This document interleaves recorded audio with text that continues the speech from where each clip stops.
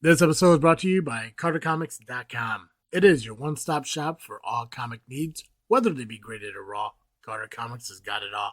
All you gotta do is go to CarterComics.com, use the discount code FREAKNET, FREAKNET. You'll save 10% plus free shipping on your entire order.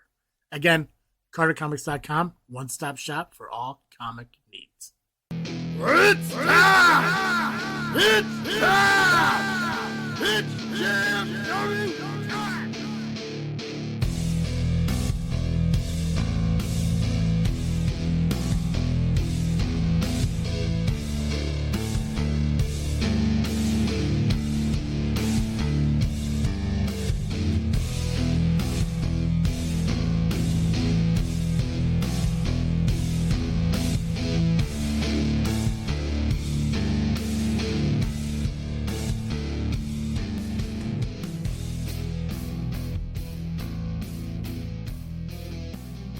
Alright guys, it's that time against the ring with the greatest faction in podcast history. Just Freakin Wrestling, the JFW Podcast, hosted by Travis D. And I am the Faction Slayer, Nubby, the Amazing Turtle. And I am the top of the food chain, Apex.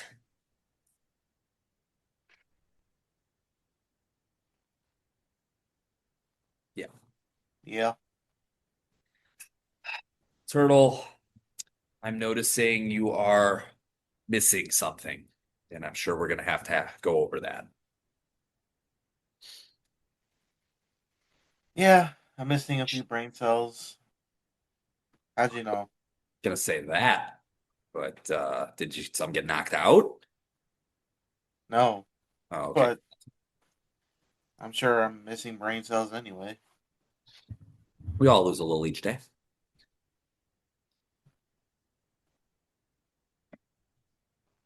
Is that what we're doing as an opener? We can just move on. No, we're starting. That's our opener right now because you just sat there quietly, so I figured I'd say something. It's hard for me to really say anything on this show to where it doesn't sound like I'm belittling or tearing apart Steve. And for the life of me, I'm trying to figure out why, after years and years of having to do the same thing over and over, to where we have a conversation about him, we discuss what we view about him, and then he goes on to his show. And I respect the fact that he has to ask Rion and C-Red, hey, did you guys listen to the JFW podcast this week? And when they collectively both say no, it makes him feel better about the lies he's about to tell, knowing that they won't call him out on it. Because they just take what he says as gospel and it's fact and true. And the fact that he latched onto the one thing that I said where he's being a bad friend. When he sat there and said that what he said wasn't negative, what he said wasn't bad, what he said wasn't any way of trying to take away, Nubby's smile, we all know it's BS. I mean, it's not like he sat there on commentary saying, like, I am so proud of my best friend, the Amazing Turtle. Granted, it seems a little bit too familiar. No, he really dug into the whole undeniable thing. Compared it to undeniable. Compared to things undeniable did. Talked about how so familiar it was. But again, and it's goofy because he sits there and he said a phrase, and I wish I would have went back and listened to it before we recorded today.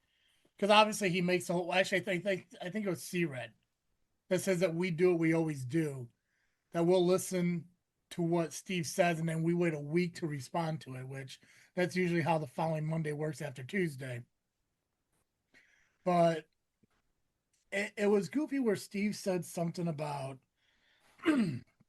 how I take things, twist it to my own way, and spew it out there into the world, which is fantastic because that's the exact same thing that Steve does. So it's wild that it's wild that I can sit here and accuse him of doing the exact same thing that he claims that I do. And it's just stupid ping pong at that point. Because I'll sit there and say, all Steve does is take what I say, twist it, and makes it sound horrible. Just like Steve will go into the power and say, Travis, he'll just take what he hears, twist it to make it sound horrible, and all. And And it's back and forth, and I'm tired of that part of it. And I really want to get beyond that. But I think the one thing I realized when I was talking to my best friend Laura over the weekend, because we were talking about perception and people taking things personally, and how this business may sometimes make people more than what they truly are. That like certain people in this business will have an opinion that may have more value than what it should. And the reason I say all that is because I think what Steve does, and I appreciate him for it, is I think what he thinks I do here is more than what it really is. And I don't know if maybe I blame it on you two. For the simple, just listen before you Steve out on it. The simple thing that in 2017, when JFW started out, it was a wrestling fans podcast talking about professional wrestling. It wasn't a professional wrestler doing a professional wrestling podcast. Okay. So when I have like Dizzle J on the podcast, we could sit there as fans and we could talk about professional wrestling. We talk about our opinions, we talk about our views and what we perceive inside the business. I could do the same thing with Steve Doris. When you start integrating people known in the business, the Amazing Turtle, Apex, hell, even Hunter Payne's daughter, those are people that are known in the business. So now you're starting blurring that line of, is this a fan-based wrestling podcast or is this a wrestler doing a wrestling podcast? Okay. And I think the problem that Steve has is I think Steve is looking at this like I'm a worker in the business doing a professional wrestling podcast.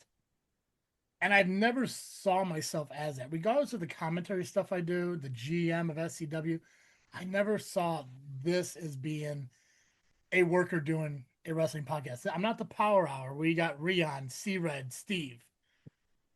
Cactus Rack is there, but excluding from this conversation, it's them three.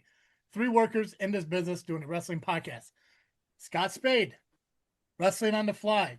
Part 2 of Hunter Payne's came out this week. Make sure you guys check it out. Wrestling on the Fly on YouTube. Yes. Professional wrestler doing a wrestling podcast.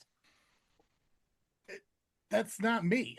The POW one. Oh, God, I can't remember what the hell it is. Has that railroad train dude on it. I can't remember his name. Wrecker. Yeah, train wrecker. Train Yeah. wrecker. Yeah. Worker doing a podcast. That is what I think Steve is implying JFW is.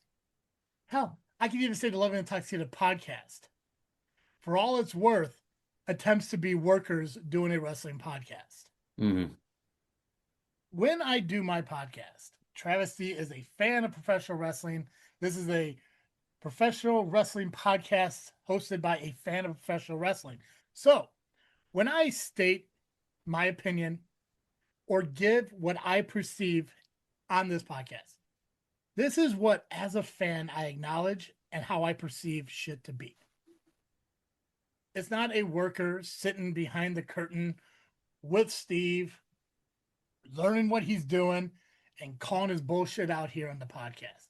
It's me listening to his commentary, taking how I feel it's being said, giving my opinion out here on the podcast, listening to my friend, the Amazing Turtle, talk about how he feels about what Steve is saying on the podcast, taking my interpretation as a fan of the Amazing Turtle, his reaction to it, and how I perceive it. I've done that with James Creed. I've done that with Maximus Orion, Hunter Payne, Angel, Aaron Xavier, the owner of Frontline Pro. What's his fucking name? Ben. I don't know what I think. Who's Blaine White?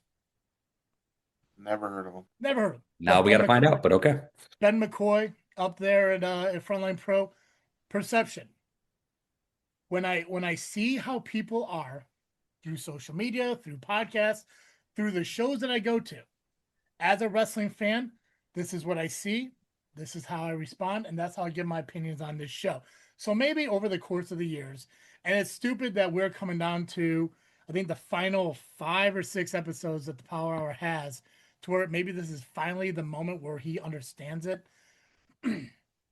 He could continue, and even if you want to go on to the Power Hour this week, saying that Travis C is trying to circle the wagons or some stupid shit like he would say, and try to defend what he says based on the fact that, oh, it's a fan of wrestling, not the actual commentator of ARWPRO and SCW, blah, blah. He can say that all he wants. But the honest truth is, when I podcast here, it's not the travesty commentator, it's not the travesty GM, it's the fan of professional wrestling sitting here, seeing what's going on in professional wrestling and talking about it. Just like when fans sit there and they talk about what happens on WWE, on AEW, I'm not in that world. I'll talk about what I see. Same thing here. Yeah. Right? I witnessed Bill walk over his wife and slap the hands of many, many people while his son tore her apart. As a fan, I witnessed that shit. Saw it. It was there. Tough one to watch. Yeah. So of course I'm going to talk about it. You know? It's just I don't understand how, even to this point, when I sit there and tell Steve, what you said on commentary made you sound like a bad friend. That's a perception. That's an opinion. I didn't sit there and say you're a bad friend. And if you honestly believe what I said is so true and honest to the point where you're going to say, I'm not going to do my contractual obligations and commentate the match because I don't want to hurt my friend's feelings. Grow up. I mean, it's like, dude, like, come to fuck. The nicest way you can put it. It's the only way to put it. It's like you sit there and think that I do nothing but tear apart everything he does. It seems I'm some monster, which isn't the case. I've done everything I can to just be honest and opinionated on everything. It's never just a focus on Steve. But when it comes to Steve, that's what he does on the Power Hour. You guys didn't listen to the show? Cool. Let me tell you what I thought he said. Or let me tell you my interpretation of what was said. Now, he said I'm a bad friend. And why he said I'm a bad friend? Because I took something away from the Amazing Turtle. He didn't take anything away from the Amazing Turtle. The Amazing Turtle still had his championship match.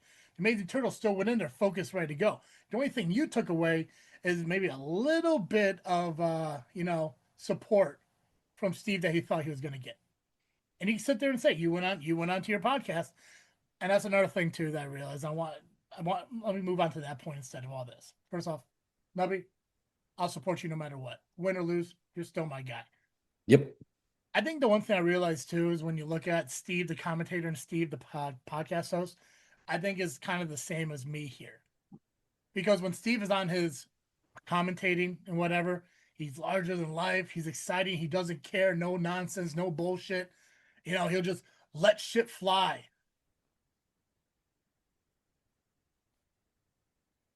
Sorry, you're good. Yeah, I know. I've been doing this for 8 years. I know I'm good. To keep going. He will sit there and say, whoa, Turtle's getting a championship. I don't know. That's a little undeniable, like pretty familiar. But then he goes onto his podcast, decides he wants to be a martyr or voluntarily be the scapegoat for everything. Wow. And sit there and says, like, I love the Amazing Turtle. I've known him just as long as Rion. I'm excited for him, this, that, the other thing, blah, blah, blah, blah, blah, blah, blah. Well, why wasn't that shit said on commentary? Yeah. Why is it that when it comes to Saturday night in St. Joe's Park, you have to take his championship match and turn it into well, this seems really familiar, but then on Tuesday night, a week before the next show, you got to talk about how happy you are that Turtle's got this opportunity and how happy you are for him and how you're going to take a step back and not commentate the match because you don't want to take anything away. It's like, pick a lane, bro. Be the sympathetic friend or be the unapologetic opinionated asshole that you are on commentary. Because being both doesn't fucking work. Because you can't go on commentary, and that's what I love about me, and that's what people love about me, is that whatever you get here on podcasting, you get on commentary minus a lot of swear words. Because I want the check to clear, and I know they don't if I say fuck. Just so. Which, by the way, I've been strongly encouraged not to wear my travesty shirt to Rocket Pro Wrestling. So. Oh, that's understandable. a bummer. It makes sense, yes, but still a bummer. Understandable. It's understandable. I'm okay. I'm 100% on board with it, and I respect it. That shirt's not for everybody. But regardless of that, Steve, two different people, commentary Steve, Power Hour Steve. So Steve, going forward, if it makes, and granted, yeah, there's only 6 more episodes of Power Hour Steve. If I ever say anything bad about you on this show, I'm talking about commentary Steve. I got nothing against Power Hour Steve, who wants to make sure his friends didn't hear what I said so he can give his views and opinions on it, so he can just follow blindly to what they're going to say. Now, Rian, I do know, listens to the show. And another thing, I'm so tired of people assuming that I'm going to tell them to fuck themselves just because they don't listen to the most recent episode of JFW. Because I don't think people quite understand the whole fuck yourself thing. And Rian, I love you, buddy. I'm not yelling at you. You're one of many people who do this. When I tell people, do you listen to the JFW podcast? No, fuck yourself. It's implying that they don't know what the JFW podcast is, or they've never heard the JF podcast. But if you know who the JFW podcast is, and you're like, man, I've just been too busy, I couldn't catch the most recent show. Why would I tell you to fuck yourself? You're following me, you're subscribed to me, you viewed my show, like you're part of the JFW. The fuck yourself thing is to the people who have never seen JFW, never heard of JFW, or chooses not to listen to JFW. They could fuck themselves. Like the Genetti and the workhorses. Like the Genetti and the workhorses, you know? It's like, I don't know why people think that like this whole fuck yourself thing is for everyone who chooses not to listen this past Monday. Like, no. Like, it's for everyone who's never listened. Or what's JFW? Those people could definitely fuck themselves until they learn, and then they don't gotta fuck themselves anymore. Right? It's like you get out of your own self-prison at that point. It's this concept of like, I'm just constantly tearing people down. And that's a stupid way of living. Like, are you just now getting, did somebody laugh about the prison thing? Just now get it? No, I had to clear my throat. Sorry. Oh, okay, cool. I was like, that's kind of a delay. Like, okay. Look, I'm slow. I ain't that slow. Yeah. So, anyways, I'm going to do my best to not tear Steve apart. Granted, he has 6 more episodes left before he's officially done with the Power Hour. I'm going to do my best not to say negative things about him. I just encourage him not to create negative moments to where I have to talk about it. So, and for the love of God, the next time you decide you want to tell people shit that I say on this show, and if you go onto the Power Hour and say, "See Red, did you listen to the JFW podcast this week?" and he says no, say, "Cool, go listen," and then we can discuss what was said instead of just telling him what you believe I said. So he can be like, "Wow, that's what travesty feels like." It's like, come on, dude. Because the thing is, that kind of shit is what caused C-Red to get in my face outside of Rocket Pro Wrestling. Yep. This past week? No, not this, but No. this was a while ago. It was a while before, ago. though. It was a while ago. Like, Okay, I remember that. Yeah, like apparently I said something to Nubby about him and this business, and he called me a piece of shit and a skirt wearer behind a keyboard or something. And then I'd go on this 20-minute tirade on my podcast about it, and then we made good about it and everything. It's like, don't tell people what you think I said. Have them go listen to the show. Yeah. Yeah. So I encourage everyone, as I sit here, go listen to last week's Power Hour, and you'll see this part. It's about 25 minutes of Steve talking about how me and the Amazing Turtle belittled him as a person. Because even and that's, oh my God, and the other thing he said that pissed me off. It's like, I don't know if he's talking about Steve the worker or Steve the person. Like, why would I talk about Steve the person?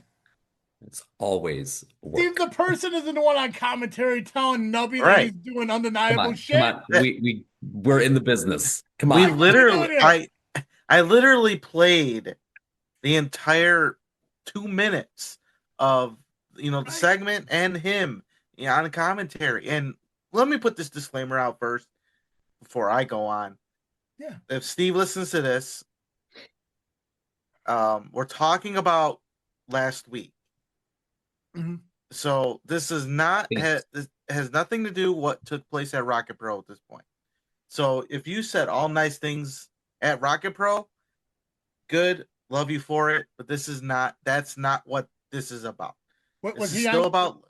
Was he on? I'll get to that. Okay. I will get to it. But what took place at Rocket Pro, nothing about this yet. So like you said, like he's commentary Steve. Even if he's Power Hour Steve at this point, whatever, the commentary is what we talked about. And I played it. again, gotta keep saying it. I played what he said. And if it's an observation, not so much of an accusation, still, we still commented on it because we had to clear up what was said. And we had to tell the right story here. Yeah. There's nothing about what took place in the ring that has anything to do with undeniable. There was a plan. And I was part of the plan. I made sacrifices. And there was a deal made. When you are with me. Deja vu all over again. Yeah, I was about to say, you really can't say that on the show. Yeah, right? The word's got to be banned. So that's why I got the title shot. Now, again, I got it sooner than I thought. Thanks to Travis T. So that's all we did. We went back and we talked about what we heard and gave our observation, if you will, of what Steve said. And then he decided to get bent out of shape on a Power Hour about it. And yeah, he was wrong how he went about it. So it is what it is at this point, but you said it you nailed it on the head there, Travis. You are correct. Thank you. I think usually, yeah. Sometimes, just a little bit. Crazy. It's crazy. Yeah. So yeah, and listen, I don't want to rant too much on about Steve. I don't want him to think that we're just wanting to tear him apart, because it's not the case. I just want to try to clarify this stuff as much as I can, to where it's just perception of a fan of what is said. Like, that's just how I hear it. That's how I'm going to talk about it on my podcast. That's just all it is. It's like nobody should ever take what I say to heart. If you are, I appreciate you for having so much confidence in me that I'm speaking the truth. That should probably say something about who you are. But come on now. It's like, just stop taking what I'm saying and make me sound like I'm the devil to C-Red. Because one day I would love to say to C-Red, hey man, if the Power Hour is over and you'd love to maybe come onto the JFW, maybe talk about C3, maybe panel with us on Rocket Pro Wrestling, or anything like that, I would love to be able to do that. I would love to have Rion maybe come on and say, hey man, if you got a free moment on Monday night and you want to come in and talk about, I don't know, IPW, maybe panel along with RPW, I would love to be able to do that. But when you sit there and constantly saying, well, Travis C is belittling me as a person all over again. He's really attacking my character. He's making me a piece of garbage, which never done. Never done. And didn't we go through this before? Remember 100%. C-Red's roast? Yeah, roast, retirement, whatever the fuck it was. Didn't he say that after all this time he realized that you were right? Yeah. And now all of a sudden we did a whole 180 on it. Yeah, you must have forgotten about that. Yeah, 100%. Yeah. I did a 4-hour long interview with the guy, and then a year later he calls me a piece of shit. We're fine now though. I got nothing against C-Red. Steve, don't fucking tell C-Red that we don't have issues. I love C-Red. I still look forward to doing part 2, which I think by the time I do part 2 with C-Red, Scott Spade's already going to have him over there on that, which I encourage him to do. If there were 2 people I would love for Scott Spade to interview, it would be Sean Young, because his Windy City stories are fantastic. I think 75% of our conversation, if not all of it, had to do with Windy City, except for a couple Soul Toucher things. And I would love for him to interview Acid, a.k.a. Mike Nolan, because I think he would do a better job interviewing my cousin than I would interviewing him. So I thought about messaging Scott, say, hey man, just a recommendation. If you want to do this, I could probably put you in touch with Mike. But I don't want him to be like, don't worry, kid, I got this. Because, which granted, I wouldn't mind being called kid. I'm 36, maybe I'll blush a little bit, throw out one of those like Snow White gifts where like she turns rosy cheeked and shit. But I think you do a really good job interviewing Mike and also Sean Young. So anyways, long story short, Steve, stop it. Guys, not a whole lot of stuff going on here. We're probably going to spend more time on that cold opener than we are going to on most of these shows and stuff. Because Rocket Pro was so big, I want to main event that one here. So let's start with the match cards and stuff like that for next week. But we do that. Which we got Brew City, Frontline, and POW. Let me start out with one of these. I'll do Brew City here first. To start the Brew City Wrestling return to the Waukesha Elk Lodge 400 this Saturday with Thanksgiving Throwdown, which is our annual Thanksgiving show. This is a quote from the Post, not my own professional wrestling podcast. Oh, which by the way, Laura thought JFW was a professional wrestling company. Oh wait, no, it's a lie. She thought I owned a professional wrestling company. I think she assumed because I talked about how I book High Voltage that SCW was my show, which in all rights it should fucking be my show, but it's not. Yeah. I just appreciate having a friend who has so much confidence in me and sees all the positives I do, unlike Steve who thinks of the negative. So that's the last one I say. How about wait, I was like, were we done with this? Well, I know somehow it circles back. Yeah, it's okay. Yeah, I'm sure once we talk about Rocket Pro, there's gonna be more Steve shit, and it's just gonna happen. It is what it is at this point. I know who I am. She also told me that the corn dogs went off. We'll talk about it on Rocket Pro. Anyways, annual Thanksgiving show. All fans attending the show are asked to bring 2 non-perishable food items to help the food pantry of Waukesha County. You'll receive a ticket for a chance to win a turkey and stuffing. They will have 8 Fandemonium matches plus a huge news regarding Rise to Honor 12. So, this is going to be Saturday, November 15th. Doors open at 6:45. Bell times at 7:30. Just round to 6:30 and 7:30. Stop it. Elk Lodge 400, 2301 Springdale Road in Waukesha, Wisconsin. Front row is $25. Pre-sale general admission is $18. General admission is $20 at the door. For online pre-sale tickets or info, you can go to brewcitywrestling.com. The matches that are currently booked, you're going to see Oso Turco take on Onyx Andrade. 2 big-looking motherfuckers. We got a Brew City Wrestling Tag Team Championship match where you got the Caribbean Arrogance, which... Why does that tag name sound familiar?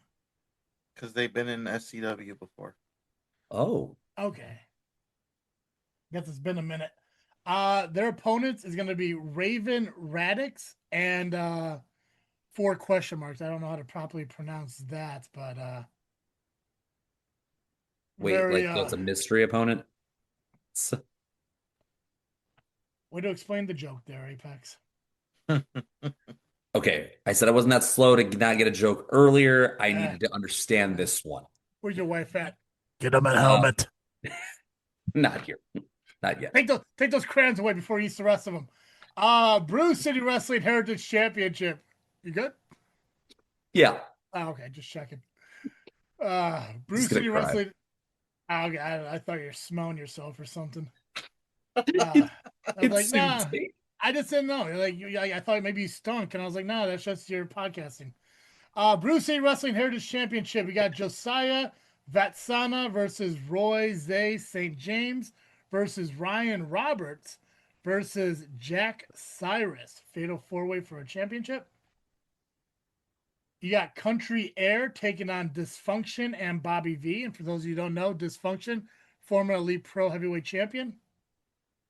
I think, did they technically call it a world champion? Was it Elite Pro World Heavyweight Championship? No, I think it was the Elite Pro champion. Elite Pro, okay. Yeah.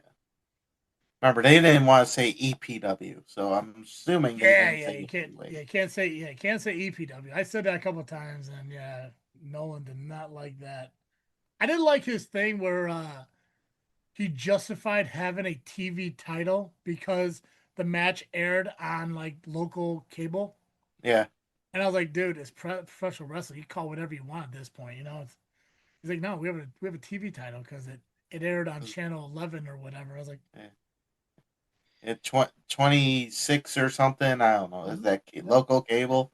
It was weird seeing myself on actual TV.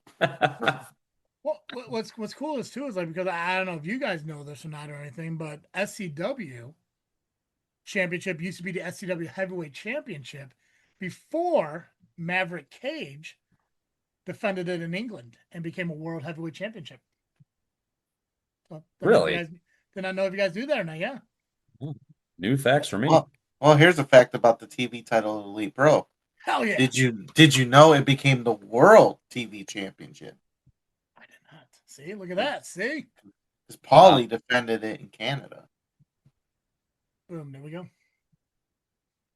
Just learning so much knowledge. Scott Spade, book it. Brew City Wrestling Elk Lodge 400 Championship. The Unholy One, Sean Priest, looks to take the title away from Yeti Henderson.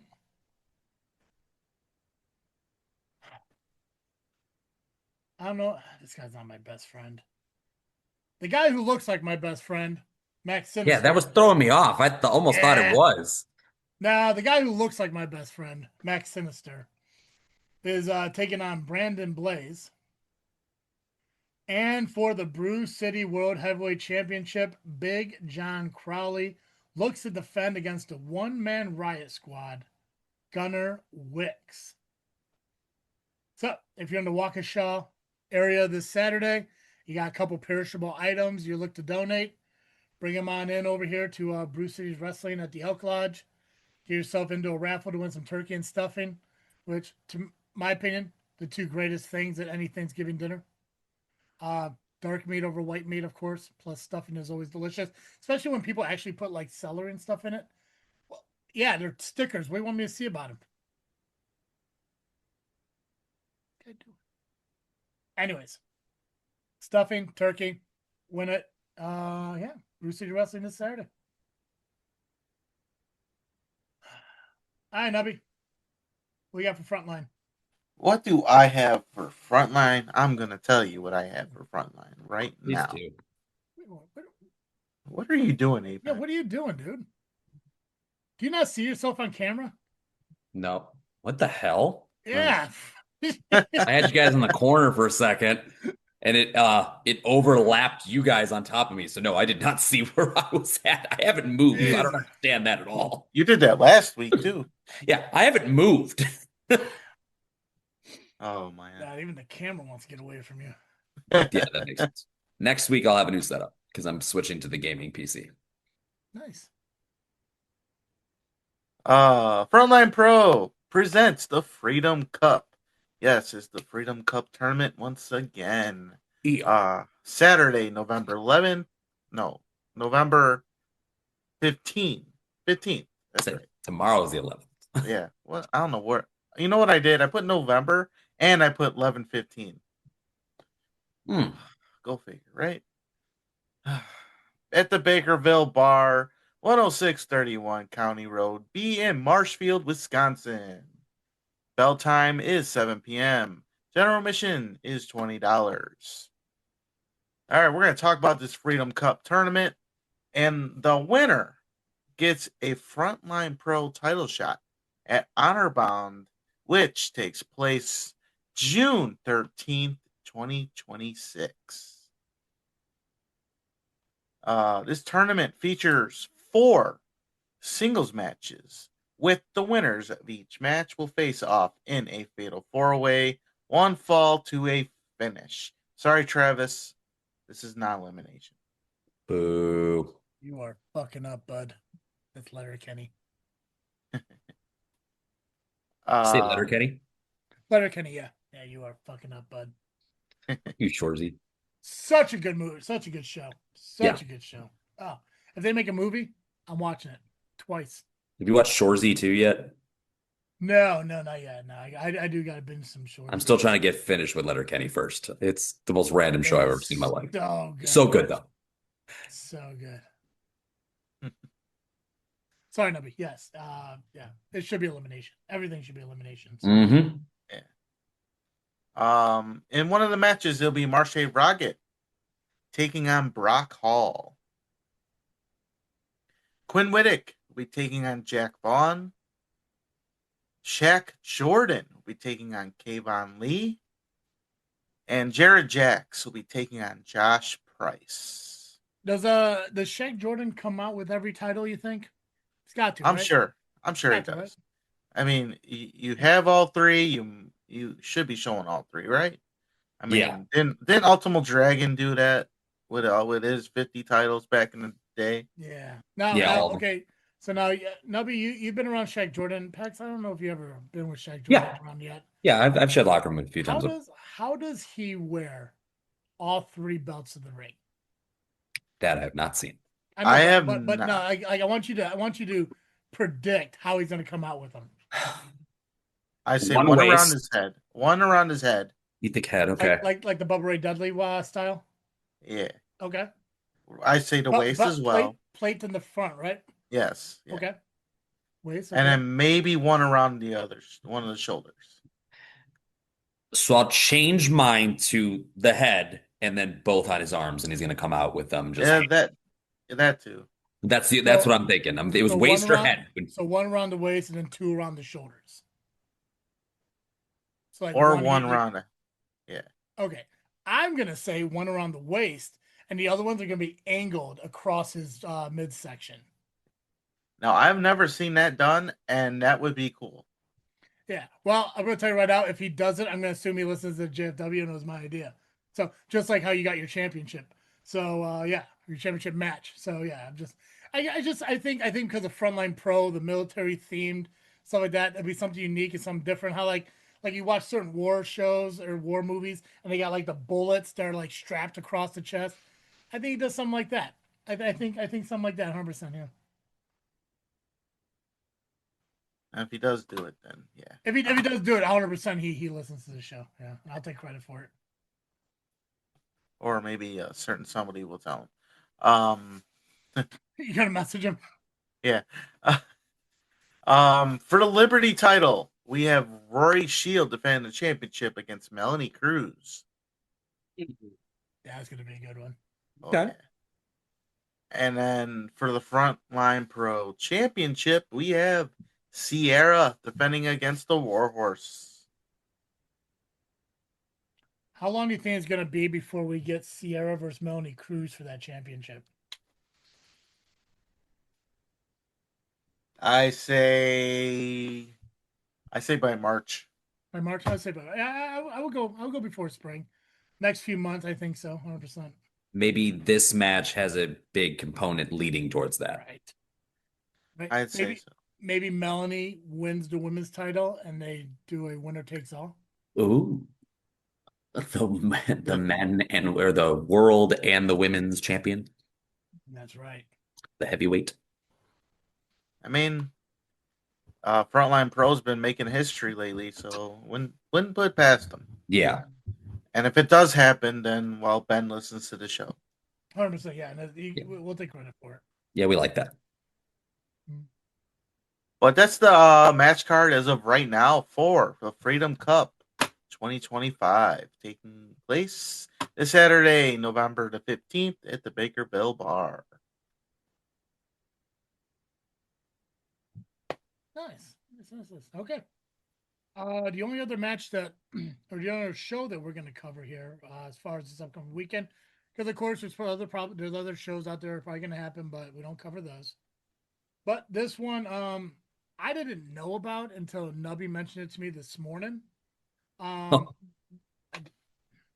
just assumed ARWPRO's next one was the 22nd, so I don't know when this one became official, but I'm guessing over the course of the last week, November 5th, maybe, I guess is when this post is from.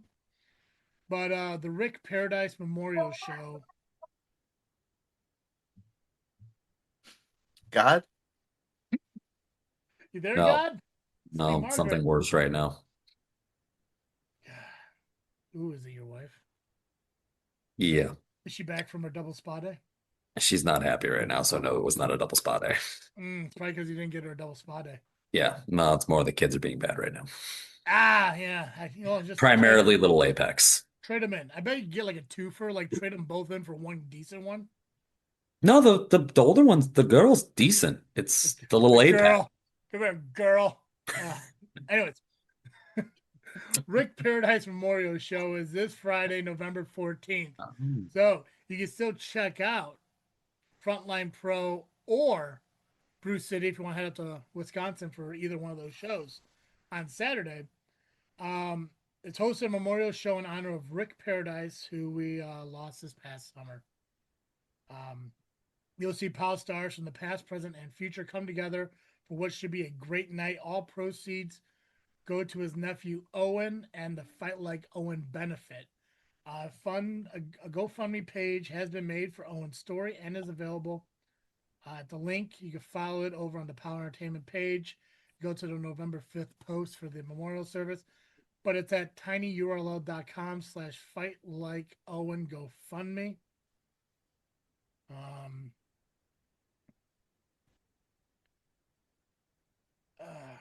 Should I read Owen's story?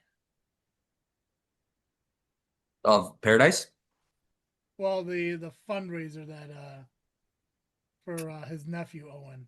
I'll just read it anyways. I'm already here. First off, they have a goal of $60,000 and they're at 50,000 right now, so that's awesome. Wow. Shout out to the 347 people who donated. That's fantastic. Absolutely. Every little bit counts. That's awesome.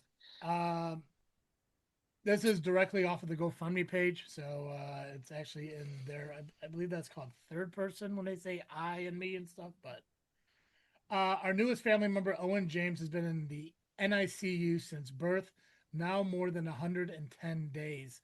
My brother Justin and sister-in-law Christina have been by his side every single day, navigating the difficult journey with strength and love. Owen was born with underdeveloped lungs and an elevated diaphragm, which made breathing on his own a challenge from the very start.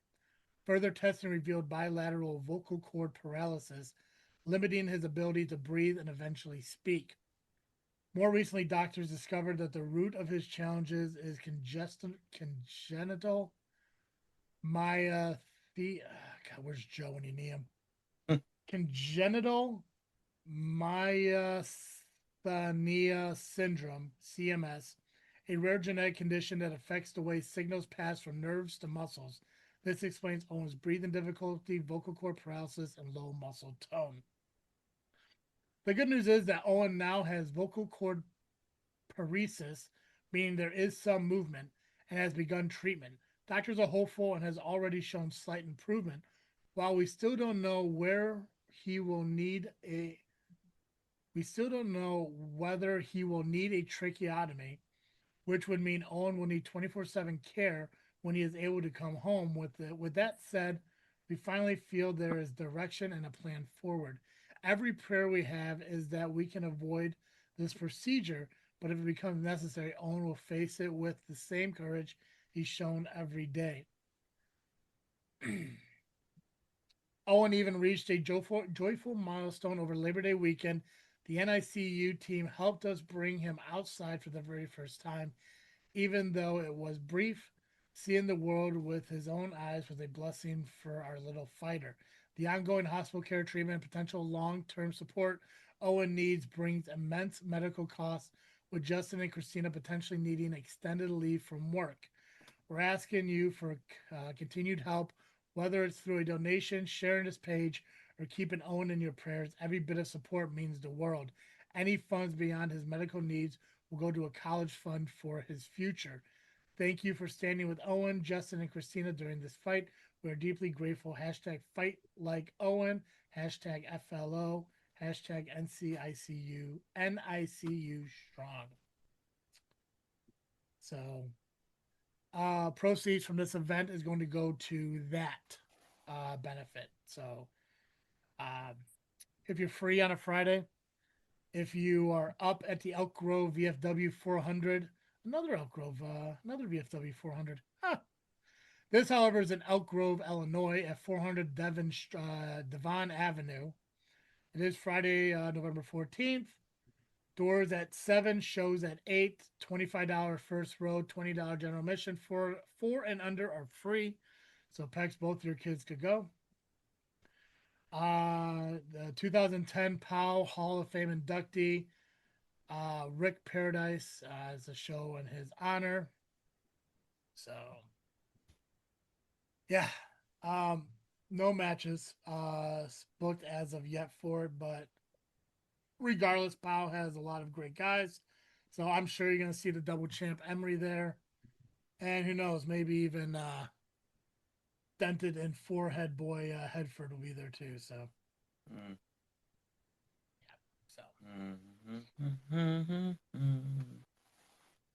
Doo-da, doo-da. All right, Nubby, results, man. What you got for ARW? What do I have for ARW? What do you have for ARW? ARW. I have results. That's good. It was on the verge. Whoa. What? Are you on the verge to give those results? I think I am. And I think I want to do it right now. Please. Not next week, but right now. Right.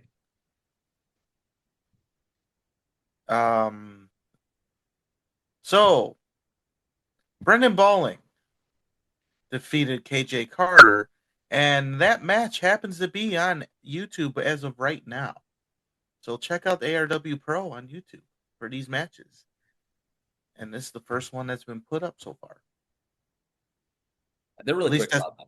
I like that. They usually get a match out right away. At least that's what was posted on Facebook. So the only one on the channel so far. Okay, good. Way to be there for me, because I wasn't about to pull that up yet. Jeb Crow, formerly Jebediah Mash, defeated J City of the family. Wasn't that book? Yeah. Jesus. Yeah, right. What book were you reading? This is why I don't read. You get influenced pretty quick. Yeah. When you read. Then they say TV's bad for you. No, I think reading's bad for you. Look at this guy. Georgie Mash, after the match, came out to the ring to convince Jeb to come back to the Mash Brothers, only for the two to trade blows, with Jeb getting the upper hand and walking away. The Ragnarocker Crux defeated the Ideal Idol Isaac Slate. Guess that's what he's calling himself now. Great, cool. Everyone's got a gimmick. Yeah.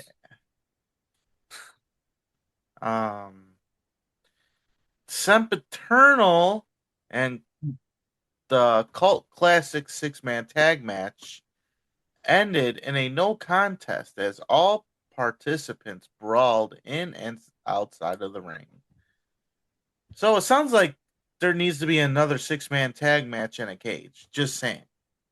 I think that's a smart idea. I don't know if you've seen some pictures that are floating around too. It looked like Sempiternal was posing for a photo op while their leader or whatever he wants to call himself was in the ring wrestling or doing something. For once, I'll give him some credit. He at least was in the ring doing, I don't know, his job.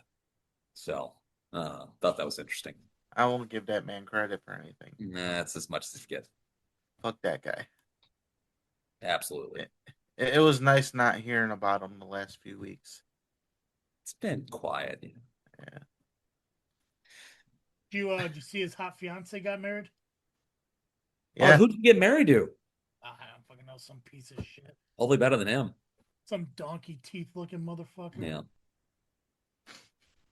Were you invited? No. No. No, I'm not Tommy Gunn. Which, to be fair, Tommy Gunn probably wasn't invited either. He just showed the fuck up. That sounds about right. Yeah. Yeah. Flat Top was invited. Fucking dude officiated the whole thing. I'm surprised he didn't just sit there and wait for something to happen. Well, eventually they're gonna get married, right? Yeah. I bet you he sat there till it was time for him to talk.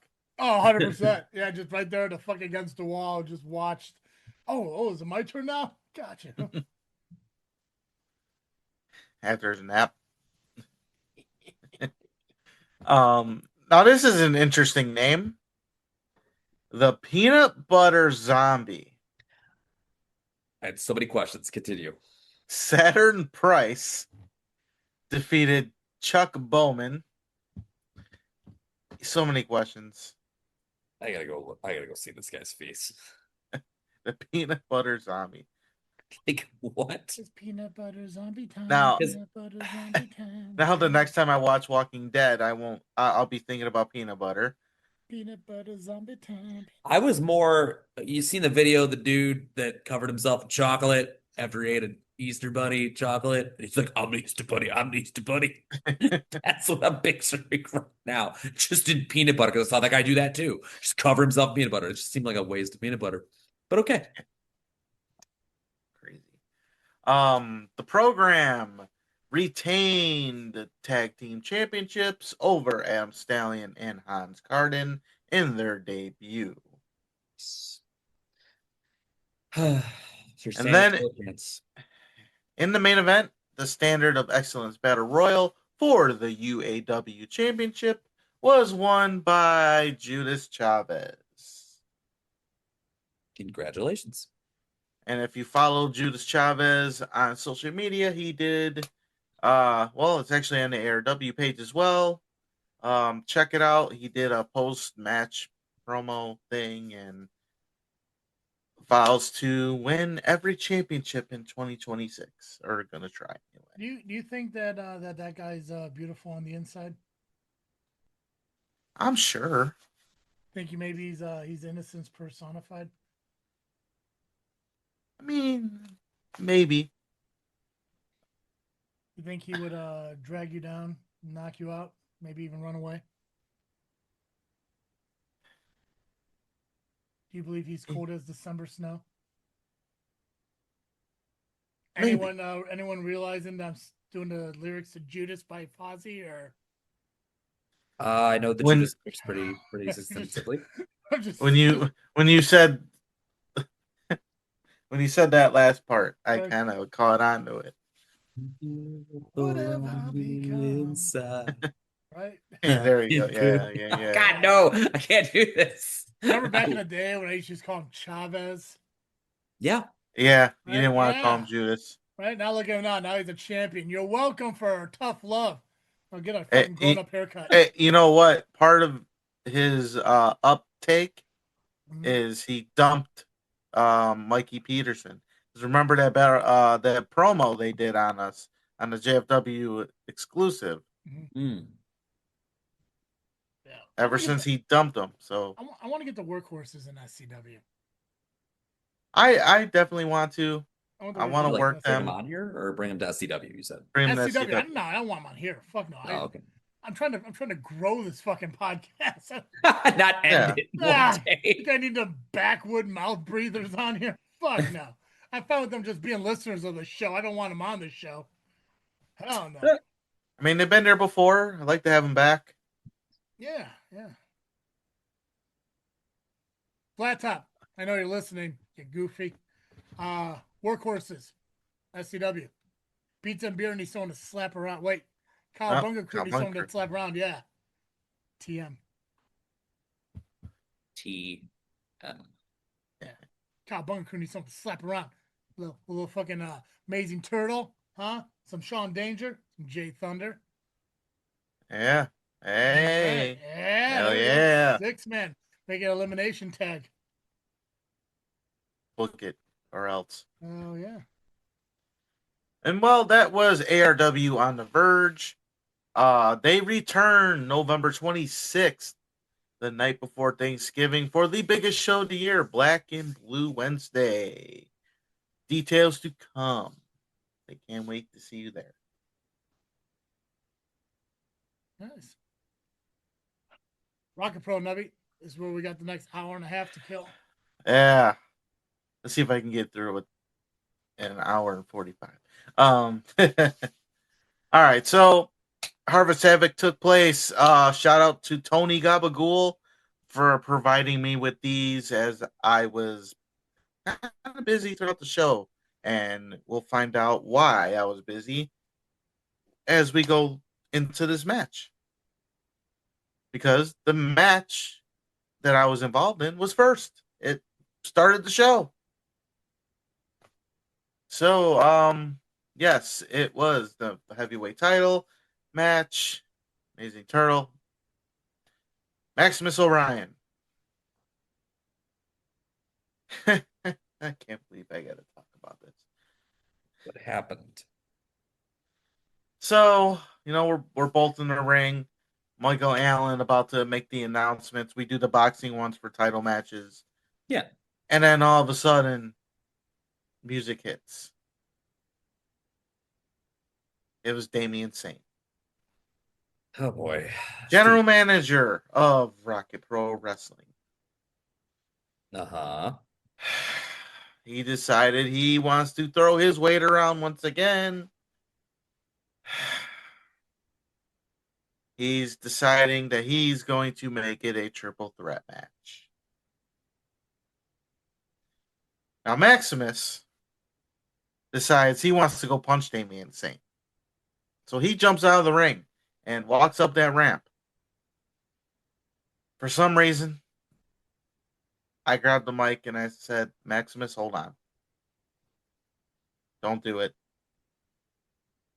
Because I knew just in my heart something was going to happen involving Damian Saint. You just hoped. I hoped it wouldn't be true. But we just know Damian Saint so well. And he does not want to see me succeed. He doesn't want to see me with a championship. He doesn't even want me in the company. He knows he can't do nothing about that. So I told Maximus, let him do what he's got to do. Let him make this a triple threat match. Because in the end, I'm going to win the championship anyway. I said that. It didn't matter. And besides, then this doesn't allow Undeniable to blindside us. At least not completely. At least now I have one of them in the match. And with me and Maximus, we can double team his ass. I had a plan. Oh, yeah. Fuck yeah, you will. Oh, yeah. You Yeah, and we're going to Max double team his ass. Double team that ass. Hell Double yeah. team. Hell We beat that ass and we Right. double team that ass. Fucking Hell yeah. Eiffel Tower style. Hell yeah. Who was it? Was it It was Rozzy. Oh, I would guess Ryan Matthews. That would have probably be a better choice. Yeah. Especially in my favor, considering I beat Ryan Matthews before. So Yeah. I retained the title against him. So good on Rozzy. Good on Rozzy for getting an opportunity. Yeah. So essentially, triple threat match. Rozzy's in there now, but at least a member is in our. We can take care of it. Yeah. Damian Saint walked away though. They go away. All right. Speaking of going away, let's backtrack. When I came out with Sean, I sent Sean to the back. Okay. I wanted to do it on my own. Not granted, Sean wouldn't have done anything. He would have just stood there. Passed out. Maybe. Oh, also, Traction. during my entrance, I did notice somebody wasn't at the commentary table. Was it Blackburn? Well, he wasn't there, no. But somebody else decided. Wait, who subbed in for Blackburn? Tony Gabagool. So they didn't want commentary to be good. Gotcha. I love Tony. Tony's actually going to be on this freaking show this week. Yeah. I'm looking forward to that one. Yeah, Maximus and Ryan's going to be there too. We're not talking wrestling. So we're all going to talk about how great I am. It's going to be awesome. Well, it is this freaking show. Pretty much, yeah. It's going to be amazing when they're going to be like, I don't know what it is about you, but you're just so well liked. I'm like, I know. But this isn't about me. This is about you. So Steve's out at the table, punk ass. No. Go ahead. But then during the announcements, when we were all in the ring, I did notice Steve. He did come back out. He's fucking contractually obligated. Bill probably went back there, slapped the hands of a bunch of fucking wrestlers and said, hey, Steve, go do your fucking job what I paid you for.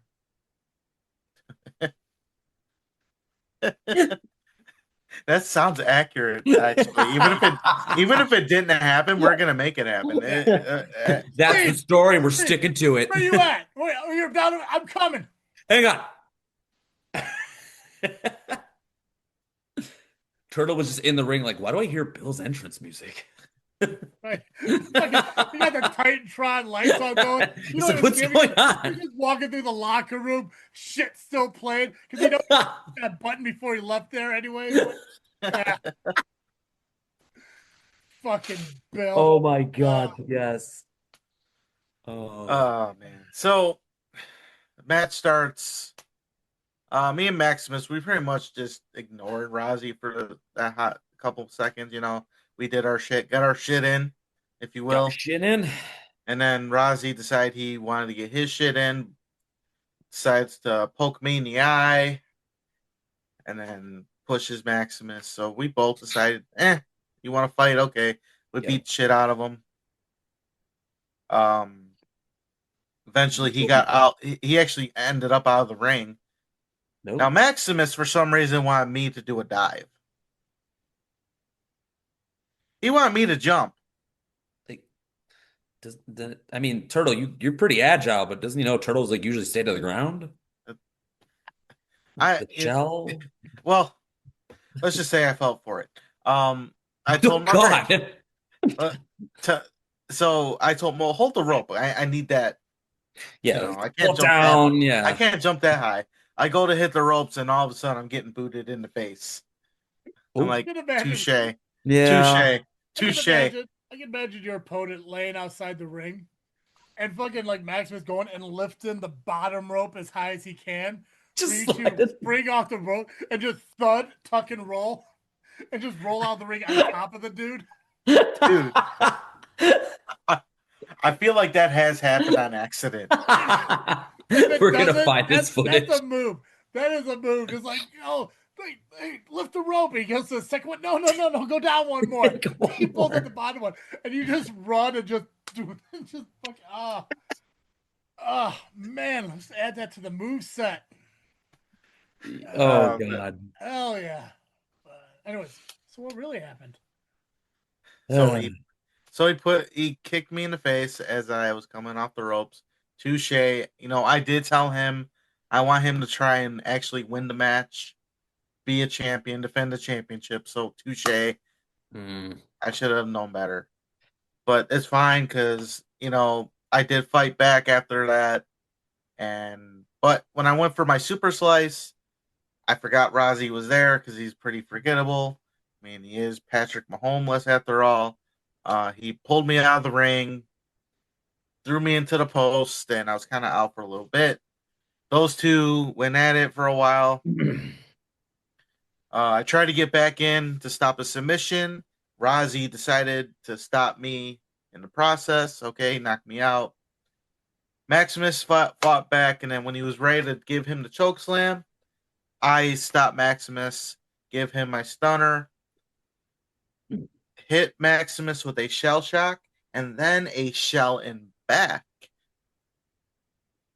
If you know what that is. Is that the running cross body but with your shell? Yeah. Oh, yeah. Shout out to Tom for the name. What did you call it? Shell and back. To shell and back. Yeah, okay. Thank you, Tom, for that name. It's sticking. Let's just be honest. He got it from the robot. He probably did. But I have no proof of it, so yeah, it's worth it. It's a good name. It's yours now. Neither does he. That's why we can make our own narrative on it. That's how Power Hour works. Fair. This is who I am. No regrets. So I went to go pin him, and I thought I had it, but Rozzy again interferes, stops it, tries to put me in his move, but I break out of it. I give him my other stunner. He goes to the corner, and I'm setting up for the shell shock on him. All of a sudden, the lights go out, and then on the video screen, it shows Sean Danger knocked out. Yeah, but I mean, that could be from the fucking moonshine in that canteen, though. He could have just been sleeping. I thought of that, but there was a pipe right next to him. He's doing crack? God dang, that was a good setup. If it was that kind of pipe, I probably would have left him. I'm the Ronin now, guys. Leave me alone. but it was Yeah. So I got conflicted. I'm like, what do I do? Yeah. Do I just finish this match or go check on Sean? I'm like, You finished the fucking match. That's the correct Well, I was- answer. You get your ass out there and you find that fucking dog. Yes. I think it's time for recess. You don't look for an hour and call it quits. You get your ass out there and you find that fucking dog. Oh, That might be one of my favorite lines in that movie, actually. all right. Please tell me you didn't leave the ring to go fucking out danger. Oh, no, I could on, tell you Nubby. that. I could tell you that, but then I'd be lying. I mean, at least you're an honest Why person. not? Steve does it every Tuesday to me. There it is again. Fucking Nubby. There it is again. Well, I'm not Steve, so That's true. That's true. so I did Steve, leave. Steve would have left danger to fucking die. Yeah. I went to go check on him. He was definitely knocked out. I got found his jug, put it by him, woke him up, and then I Did you realized the match was still going on. Did you just give him a little sip and then like Popeye, like Yeah, like, well, I just opened it enough so he can smell it, and then also it's more like a smelling salt type thing. yeah. At that Got it. point, because he was laying on his face almost, so I had if I can imagine it, I can imagine this, right? So you run to the back, and you're like, "Sean, what's up?" And all of a sudden you feel a boom. It's Bill, and he's like, "What's going on?" Did you just give me a high five? Because he was coming back from getting Steve out Yeah, he's doing the full circle. there. Oh my Sean, god! what's going on? The fuck? Not to make light of Danger's second beating in 2 months, but Dude, yeah.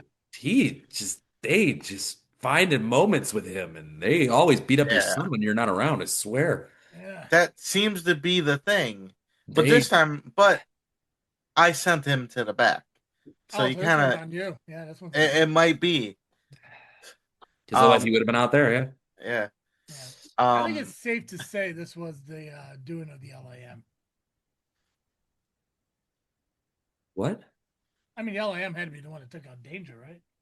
Oh, okay, gotcha. I mean, LAM taking out a LAM. I mean, It's what they do every season. I mean, they're going at each other, right? yeah, but Sean's not the champion of LAM, so That'll have to be just explained. I never but asked that if question. If he ever got an opportunity, though, I mean, who's more Yeah. likely to take that belt? He is the biggest threat to it. Right? I mean, granted, the championship, I mean, the title match, if you will, only occurs in one night for 4 hours at Rocket Pool Wrestling. But fucking Sean Danger's been drunk since 2003. So, I mean, dude's fucking living a fucking drunken Iron Man match at this point. yeah. So I thought I was gonna make it back, but the bell already rung as soon as I hit the curtain. Ugh. Maximus did win. He retained with the Hell's Gate. I went in the ring though, and I tried to see what was happening. Maybe if Maximus had a different plan, but I do know that he had nothing to do with it. He didn't even know I was gone, because I shell shocked him pretty good. Oh, yeah. It's like there's 3 people in the match. One's missing. Was he just wrestling himself for a little while? Like, So in fucking Maximus Orion's defense, he can't count past 2. So a triple threat would have fucking like really made him confused. He'd be like, hold on a second, Rozzy, ref. Okay, we're all here. we're all here, everybody. We're all here. We're all here. My pants say moron on it. because when just as I left, like he was still laying down. Yeah, you would have won. I Could've probably would have You won. could have won and checked on Sean all in one smooth motion. You should have pulled a Steve and been a bad friend and finished the fucking match. Right? Because I'm gonna tell you right now, let's be honest here for a minute, Nubby. You a fucking doctor? No. What were you gonna do for Danger? I mean, yeah. You said it was on the Titantron, right? You know who saw that shit? Security, the commentators. Not Bill, he was in the back. But anyone who's ringing the bell or doing anyone else, referee, anyone else could be like, oh shit, LIM at the ringside, fucking Ackerman mother, fucking Timmers, ROTC, Santino. There was enough people. The bartender, fucking Laura. The bartender. No fucking people saw what was going on. You could just finish the match. Anyone else could be like, oh, let me go check on it, see if he either got beat up or slipped. Maybe he slipped and hit a pipe. That way I feel bad for your brother, but at the same time, I can't feel bad for you. You did it to yourself. This one. I did. I Your chose loyalty that is life. unbound. I chose loyalty over championship, so people ought to think about that when Think they're about that the talking next bad time about you me. give him a championship. Or then think about that the next time someone wants to talk bad about me. I chose loyalty over championship. Yeah. So when I got in the ring, Maximus, I realized it wasn't him. He had nothing to do with it. Realizing Rozzy was still in the ring, we made eye contact. He tried to run away. I grabbed him. I'm like, I'm gonna take it out on him anyway. This smells like undeniable bullshit to me. So he's undeniable. He's up. Steve said that a month ago, and I got lectured for 25 minutes on that shit. Yeah, well, he's up with saying something smelling like undeniable because that's well, this was an undeniable member, so I'm not an undeniable member, so we can't say shit. No, you're not. So I grabbed him. I grabbed him by his trunks, and I saw an opportunity. I gave him a wedgie. Quite a few wedgies, just bounce him around, And then I gave him the shell shock and shell him back. I'm like, fuck this guy. Oh yeah. Right. And then I went on my investigation, my hunt, trying to figure out what the fuck happened. My investigation. You could went on your championship celebration if you made the right choice. Yeah. It's fine. Man. It's fine. Nubsters. And then after the match, Maximus made an open challenge. Well, there you go. Fucking you have another opportunity now. Well, yeah, answer that shit. I didn't say I wasn't gonna. Never say never. I like it. It says open challenge though. So anybody. He did say anybody from any company too. Yeah. Wait. What was his exact words? Anybody or anyone? Is there a difference? Anyone means he's accepting one challenge. Anybody, if three all. people walk out, I mean, what kind of champion does he want to be? Does he want to be a guy who will only take one challenge? Or is he willing to be, I don't know, the guy who's not being, an owner who's a champion, as he says he's not, because he's not an owner. He definitely made that very obvious when he talked about it on the LIM a couple months ago. I'm not the type of owner that makes myself champion because I'm not an owner. Okay. Be a fighting champion. I'm just saying. If, let's say, Nubby, you were to walk out there and challenge him, but what if Ryan Matthews also walks out there? What if Christian Rose also walks out there? Now, does Maximus or Ryan only choose one of you? Or is he willing to be a man and accept a fatal four-way?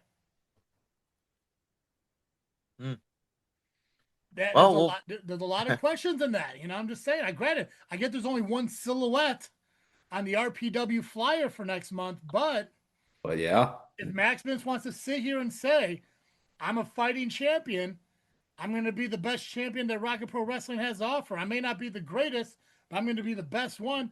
I'm not going to back down from a fight. You get 4 people walking out there, you better accept all 4 of them. Just saying.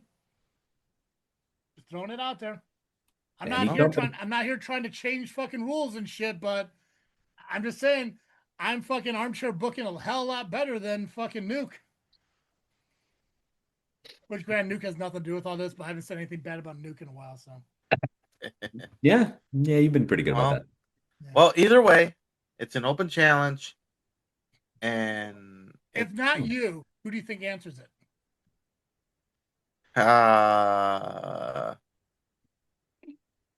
Apex. Yeah, right.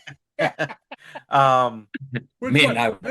This one or I mean, I'm not far, and I think I'm free that night. So, well, Maximus wants a real challenge. I'm up for it. wink, wink, nudge, nudge. It's got to be an undeniable member who Damien puts at the front of the line for. Yeah, it's not going to be an open challenge. Damien Saint's going to try to dictate this as much as he can. And I'm starting to think that because I feel like he lost a little bit of power, like little bit. It seemed like he banner, yeah. But now he's trying to get it back, and whatever, fuck that guy.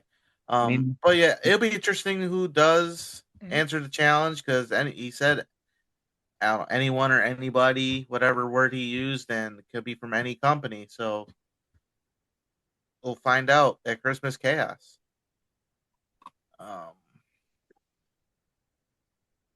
Let's see. We had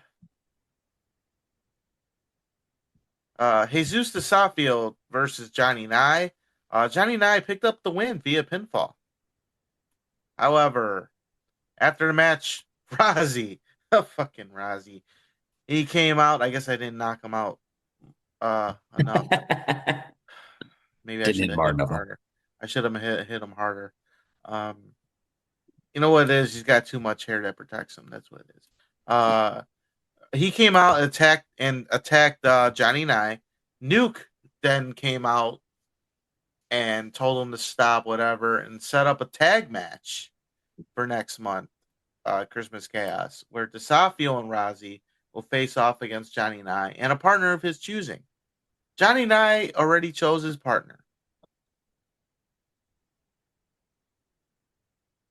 He chose Nuke. Oh. God, so he doesn't want to win? Jeez. and Nuke accepted.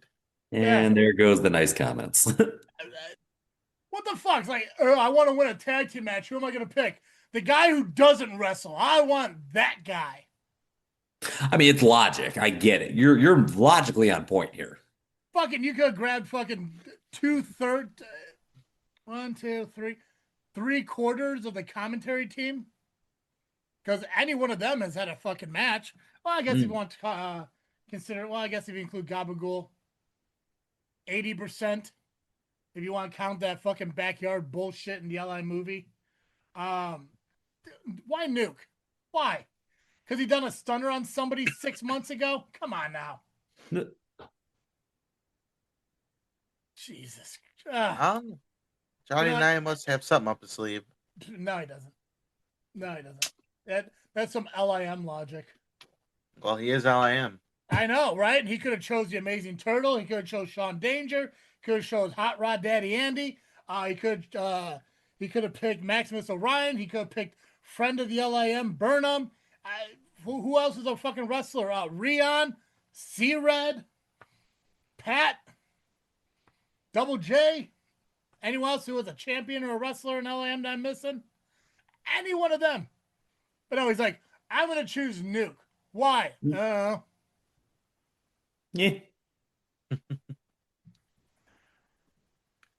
It was the obvious choice, he said. So. No, it's not. No, it's not. No, it's not. You know what it is? That's the 12th person he asked. Who are the other 11? I don't know. I listed off half of them. Nuke's the obvious choice. Nuke isn't the obvious choice in his fucking marriage. Is he married? Yes. Oh, sucks for her. Oh. It's fine. He doesn't sign my checks. This makes sense. What was it? Wait, I haven't worked since. Wait, does he sign my checks now? I haven't worked since he became president. Wait, does he sign my checks now? Uh-oh. You might want to check on that. No pun intended. I'll be fine. I see what you did there. Yeah, that was an accident, but it clicked right away. It'll be okay. We'll be okay. We'll be fine. I'm sure it's fine. If you don't get paid, you know why. Yeah, we'll be okay. If I don't get paid, Laura's not going to run the kitchen anymore. That's how close we are as friends. Right. She's got my back. Yeah. We're zone friends. Your what friends? Zone friends. Oh, okay. Yeah.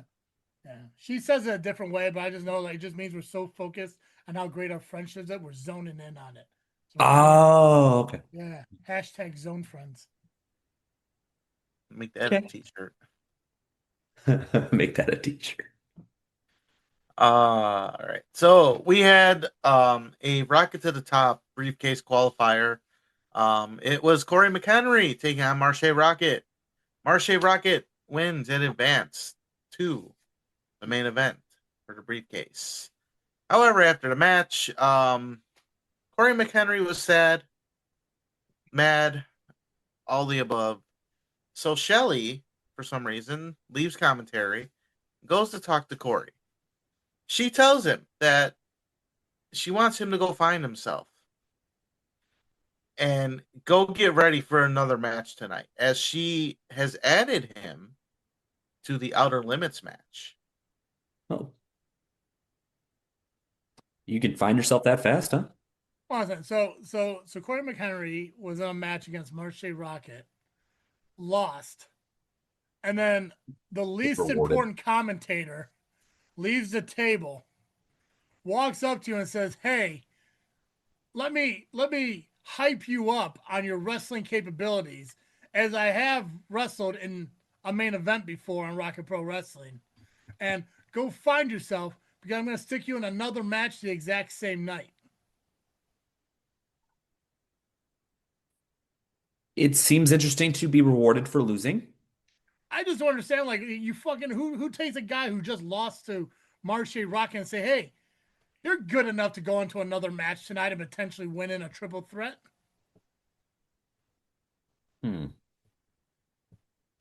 Well, Shaq Jordan, same thing last month. Lost to Maya and then got to wrestle Danger. Well, that was Danger's fault, but nonetheless. But that's the thing. That's a singles to a singles. And didn't he like attack Danger? No, he and Aaron Stone attacked Von Jaeger. I mean, there's not Von Jaeger. Okay. But that's a little bit different. That's a singles into a singles. You're talking about a singles of Marche Rocket into a triple threat of Jaeger and Stone. It's plus, I mean, what kind of disrespect is that to fucking Jaeger? Well, no, it's not. It's not the Jaeger and Stone match. It's for the Outer Limits. Outer Limits. Oh, I'm thinking Zero Gravity. Okay. Yeah. Still disrespectful to the person who won the opportunity for that title. Sorry. Go ahead. That was Damian Gray, right? No. No, that's the fucking Inter County champion. Who the fuck am I missing? Kid Lat. Nope, that's fucking. That's fucking. Who the fuck is the Outer Limits champion? We don't even know anymore. Sam Knight. Sam Knight. Okay, there we go. That makes more sense. Okay. We have no idea. Sam Knight's the champion. There's so many titles. Fire. So many. All in outer space. I don't know. We're gonna get to that. We are going to get to that. Okay, keep going. Give us a second. Listening. But we did mention. He's like, oh, yeah, you're gonna get good. Cool. I'm just gonna walk away. Awesome. But I'm literally right here. I'm just wiping my nose. Yeah, he's not. He's fucking picking at something. Yeah.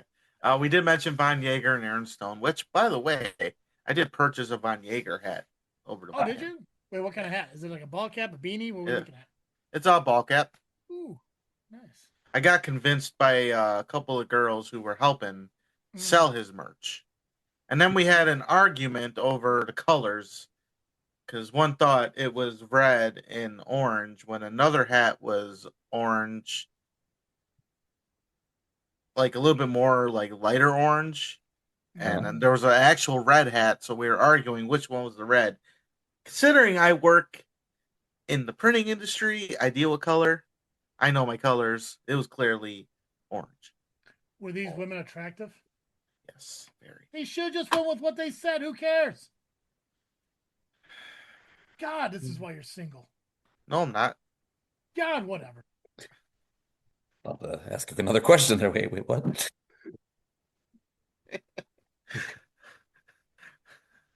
All right, so we had Von Jaeger versus Aaron Stone for zero. After this. She don't listen to the show, so we're all good. Yeah, it's okay. Yeah. Did I say it? We're just waiting for her to bust through the door. It's Betty Cena. Down, down, down, down. That's fair. Hell yeah. Oh, God damn it. Right, hell yeah. Can we take a moment though, because I want to make sure that people who aren't watching it, who are only listening, is missing out on the fact that there is a turtle Christmas tree behind Nubby. Yeah, it was there last week too. And if you was it last week? Yeah, it was there last week. I don't remember from last week. Okay, damn. Okay. And Well, the for those stock, of you, Still cool. the stocking, okay. Yeah. So for those of you who only listen and don't watch, you're missing out on that. So okay. And apparently I'm here every week and I missed out on it. So there you go. did you at least notice the JFW logo? Oh, I've always noticed that. That's my shit. Okay. Yeah, the little Jew sign. Yeah, of course I did. And I got the TV on, but I have not. There's nothing on it right now. I gotta fix that damn thing back there. Yeah, I Please think you just got do. to move that 1 antenna up. Yeah. Been trying to watch TV this entire time, and there's nothing on. So Just the Packers and Eagles. All right. So Von Jaeger, Aaron Stone, Zero Gravity Championship. A super intense match for both competitors. Towards the end of the match, Stone lays in some brutal elbows to the back of JVJ's head, then hits him with a huge shotgun lariat. Stone wins by pinfall and retains the Zero Gravity Championship. mhm. And yes, it was a very brutal lariat. I watched the footage. Holy shit. Yep, Oh. they had that. And it is clipped on ARWPRO, yeah.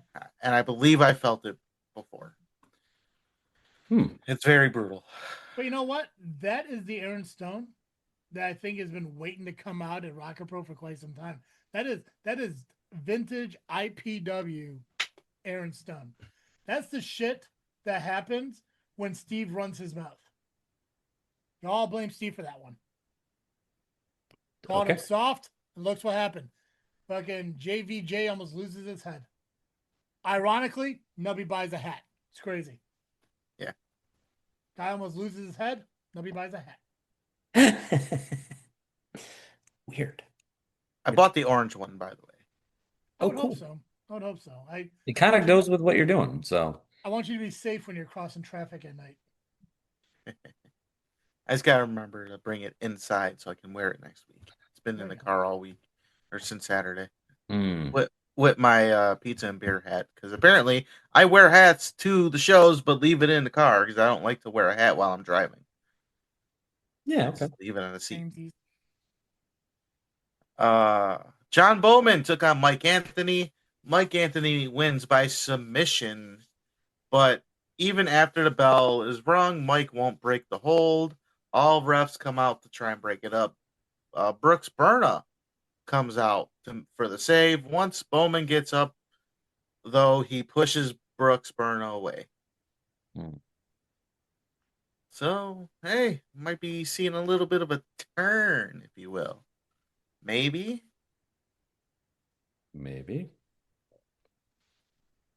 Seems like there might be a double turn. Wait. Can that just be back to normal? No, No. two people turning. Come on now. Oh, two people turning. Okay. Yeah, not one person turning twice. And yeah, I was like, if 100%. they turn twice, they're just back to this. Hey, I've done that. Did that one day. Maybe 3 times. It was at practice one day. I got mad at Chad, so I beat him up 3 times. Turned on him. Accurate. Chadwick. Purple Haze, Prince Alexander, Oh, and in my brain. Oh, sorry. Stevie Hendricks took on Undeniable, Victor Wade, and Aaron Arsenal with Doofus Saint. Thanks for that one, Gabagool. Gabagool. Undeniable used their scarf in this match almost as a weapon. The referee does nothing as the team continued to swap the scarf back and forth after each tag. That sounds about accurate. Purple Haze looked good in this match and were close to picking up the win. However, Damian Saint set up a distraction in the apron or on the apron, which led to Undeniable being able to blindside attack Purple Haze and pick up the win to retain their tag team championships. So the doofus is at it again. Supposed to be in charge, but yet he is playing favorites. gets involved in other people's business. Yep. Thanks a lot, Joey Roth. It's your fault. Damian Gray versus Kid Lat for the Intercounty Championship. Damian Gray did his best to get in Kid Lat's head throughout the match. By the way, this match happened because Gray kidnapped Kid Lat's dad after Darkness Falls and demanded a rematch. That's some sick stuff right there. Yeah. It's a crime. A crime was committed, and you get rewarded with a title match. Noted. And people want to yell at me for making a deal with my friend. Listen, right. Kid Lat should have done the exact opposite of what you did. You went and helped out Danger, cost yourself a championship. Kid Lat would have said, hey, you know what? My dad had a good run. No title match. But no, he didn't. He's like, I love my daddy.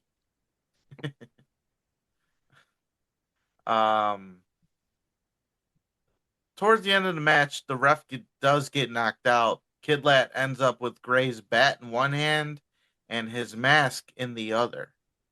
Kid Lat must make a choice, good or evil. He puts the mask back on, but as he does this, Gray low blows him with the baseball bat. Gray picks up the win by pinfall to become the new Intercounty champion. He continues to beat down Kid Lat after the match, and Lat's dad comes out to intervene. But then Gray kicks his ass too. Hell yeah. Finally, Disco Ray comes out to fight off Gray. Then Disco challenges Damian Gray to a match at Christmas Chaos for the Intercounty Championship. Wait, who did? Disco Ray? Disco Ray. How did that challenge? If you had to be Disco Ray for a minute, how did he make that challenge sound? How did you come on now? How did you do it? How did you do it? Okay, so if my memory is correct, he did it in the Disco Ray fashion, but I don't think he said daddy. No, come on, you know he did. Come here, daddy. I don't think he said daddy. I'm gonna face you for that title, daddy. Next month, you and I are going to in this ring. We're gonna dance, daddy. You and I gonna go round and Very round. Dusty Rhodes style. 100% Dusty Rhodes. If Dusty Rhodes was a small black man dancing like disco, boom, Disco Ray. That's it. Yep. Fun fact though, I went on Instagram and I saw Disco Ray square dancing to Cotton Eye Joe. So there could be an alter. I can't remember the girl's name, but she posted it, and I commented on it. I'm like, square dancing Ray, and she said alter ego. I'm like, wow, oh, yeah, 100%. He said we getting in the ring and we dancing that 100%. And if he didn't, what are we doing here? Well, keep in mind, I do not know for sure. I was investigating some stuff. No. Hold on a second. Hold on. Here we go. He's thinking. I don't know if this is not a good thing. I don't know if this is gonna work. Hold on a second. What time is it? It's okay. Hold on a second. I don't know. Wait, is this I don't know if this is his number or not. I can't call it. Wait, hold on a second. Nah, I was gonna try calling Tony Gabagool to confirm what he said, but I don't know if it's the right Tony or not. So never mind. Go ahead. We're good. I was gonna confirm because Tony would have known. Yeah. Well, maybe. He didn't put it in his notes. So. But Gray did accept, so it looks like it will be Disco Ray against Gray for the Intercounty title at Christmas Chaos. Merry Christmas, Daddy. Merry Christmas, Daddy. Merry Christmas, Daddy. All right. We have the Outer Limits Championship match. It is now a triple threat as Corey McHenry has been inserted in this match against Kindle Fire and champion Sam Knight. Now, if Sam Knight retains, he's retiring no matter what. So, did he retain and relinquish the title? No, he did not retain. we do have a new Outer Limits champion. Okay. And it was not Kindle Fire. It was Corey McHenry. Did he cheat? Yeah, no cheated. Nah, there was no cheating. Well, It's you know, just good on him. it just right place, right time for Corey, and he won with the direct. He calls it direct deposit, which is the stomp to the head. And he wins by the pinfall. After the match, Knight and Corey shake hands. Knight addresses the crowd as this was his last match. He thanks the fans and tells Corey he was the better man tonight. And then Corey celebrates his win by yeeting to the Jey Uso song, and the crowd went fucking crazy. Like, he ran it back. He ran it back. You know what I mean? And then Jey Uso's song played. They all yeeted. Everyone yeeted. It was a yeeting party. And that was that. Oh, good on Corey McHenry.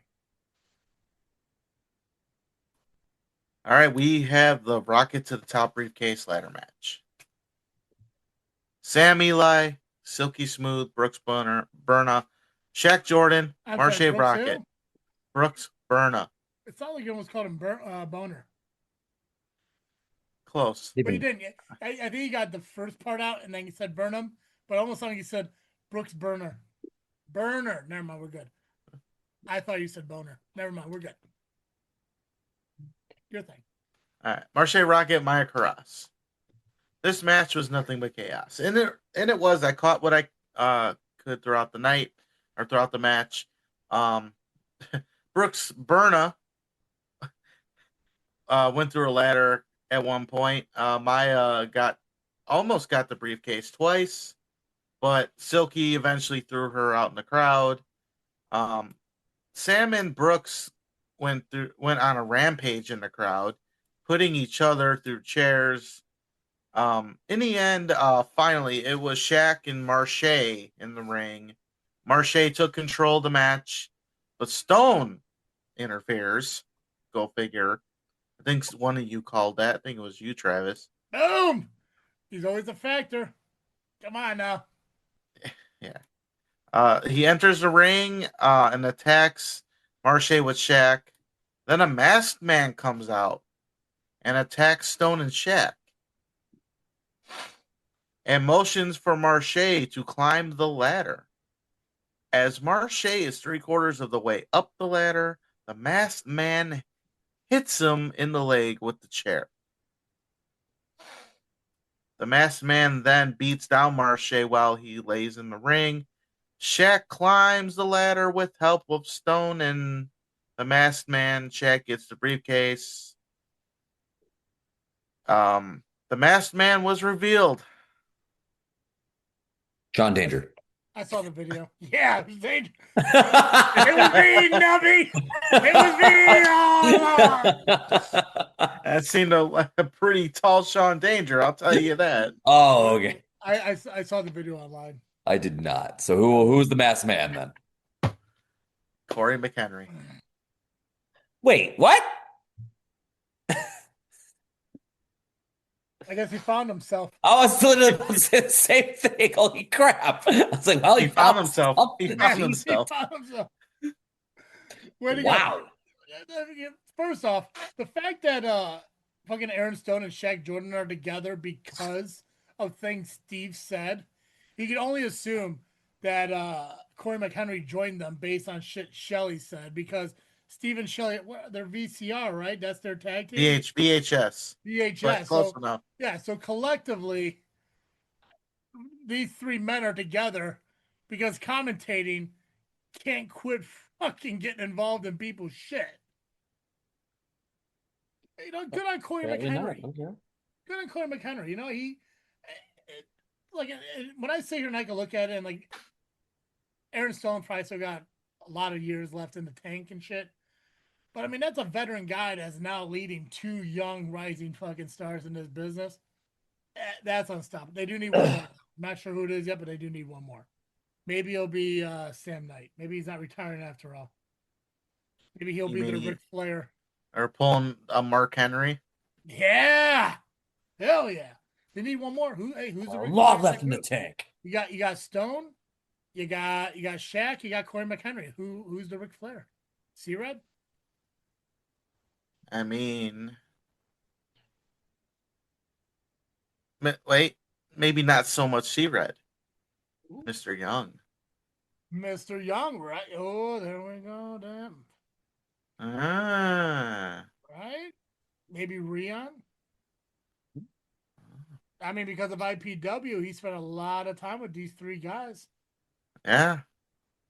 So maybe a Rion becomes the Flair of that group. Huh. That's fair. The three guys, well, first of all, in parentheses, Gabagool said, fuck that guy. Who, Corey McHenry? Yeah. See, and that shit right there. That, again, that's a Steve fucking thing. Because how many times did LIM say, IPW alternative champion Corey McHenry? What, now that he attacks Marche Rocket, fuck that guy? That's why you can never trust when people will sit there and just flippy floppy all over their fucking people just based on an action that they do in the fucking ring. It's professional wrestling. But how many times? Commentary, podcast, IPW alternative champion Corey McHenry, and I'll fuck that guy? Nah, absolutely not. Dude, talented, regardless of what he did on Saturday. Fucking respect it or quit fucking, fanning out for people. Stupid. Absolutely dumb. Well, they did beat down an injured Marche, only to be saved by Maximus Orion, whose music hits, and he runs out to the ring with JVJ and Johnny. I was hoping Bill. Corey, Shaq, and Stone did leave as they came out. Wait, hold on. So, who was it? Maximus and who else came out? Van Yeager and Johnny Nye. I wouldn't consider that a group of people you got to run from. Well, come on now. I mean, Jesus. I think they just ran because they can, I mean, granted, yes. I mean, well, obviously you got the ARWPRO champion, but I mean, come on now. I mean, is a group of Von Yeager, Maximus Orion, and Johnny Nye the most intimidating faction or group of people that can come out of the back of the nah. Fuck nah. I mean, I'd be more intimidated by fucking Bill. At least I know I got some time to keep beating down Marche before he gets around the ring, slapping everyone's fucking hand. Oh God! Wow. Well, poor Marche. Any medical updates on Marche? How's he? Nothing as of yet. Okay. But he did walk out on his own. So. Oh, okay. Well, then he's fine. He hobbled out, I should say. But hey, you know what? That was Harvest Havoc. Christmas Chaos, December. Who knows what's gonna happen? Who's gonna answer the open challenge? We do have one other match that was officially announced on the flyer. Yeah. Aaron Stone will defend the Zero Gravity Championship against Nick Diamond. Ooh, I'm sure Santino's happy about that one. Oh, real. This is going to be a bad winner for Santino. I mean, Kid Lat lost the Intercounty title, and now we got Nick Diamond coming. Christmas Chaos. But Santino did say he's got a cheer for Nick Diamond because he doesn't like Aaron Stone. Of course you're going to cheer for your uncle. Why wouldn't you? Yeah, he's a panderer, just like the rest of them. Panderer. His reaction when Kid Lat lost, it was great. I watched that part.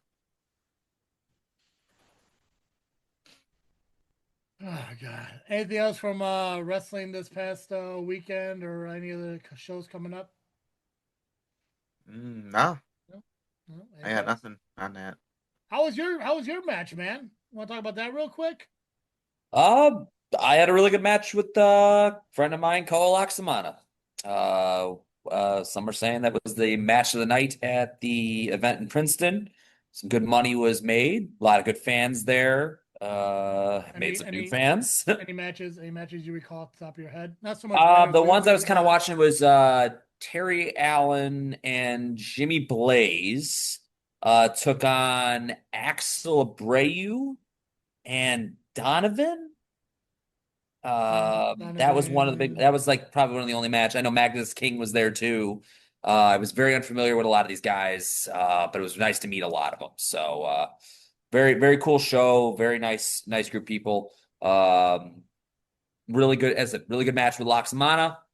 He brought it. He got the victory, unfortunately, but it was a good match. It's a good match. Unfortunately, there was no filming or video or match results posted. So.